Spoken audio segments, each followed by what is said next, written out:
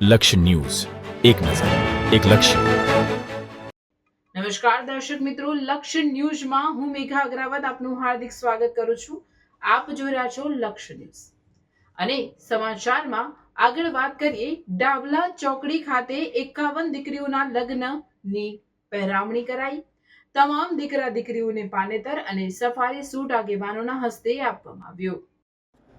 ગુજરાત ઠાકોર ક્ષત્રિય મંડળ દ્વારા આગામી તારીખ 8 માર્ચ 2026ના રોજ યોજાનારા સર્વજ્ઞાતિ સમૂહ લગ્નોત્સવના ભાગરૂપે આજે તારીખ 19 ફેબ્રુઆરી 2026ના રોજ ડાબલા ચોકડી ખાતે 51 દીકરીઓના લગ્નની પહેરામણી કરવામાં આવી હતી, જેમાં 51 દીકરીઓને પાનેતર અને 51 દીકરાઓને લગ્નમાં પહેરવા માટે સફારી સૂટ આપવામાં આવ્યું.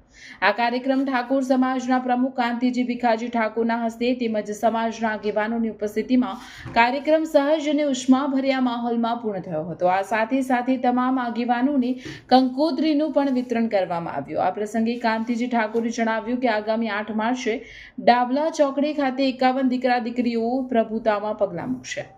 કાર્યક્રમમાં સમાજના આગેવાનો, વાલીગણ અને સ્થાનિક લોકોએ મોટી સંખ્યામાં હાજરી આપી હતી. આ પ્રસંગે જિલ્લા સદસ્ય રશ્મિજી ઠાકોર, પૂર્વ પ્રમુખ તાલુકા પંચાયત નટવરજી ઠાકોર, ઉપસરપંચ નાસ્મિત ગ્રામ પંચાયત લાલાજી રમણજી ઠાકોર તેમજ મંડળના મહામંત્રી જયંતિભાઈ ઠાકોર ઉપસ્થિત રહી કાર્યક્રમને સફળ બનાવ્યો હતો. લક્ષ્ય ન્યૂઝ, સંજય નાયક.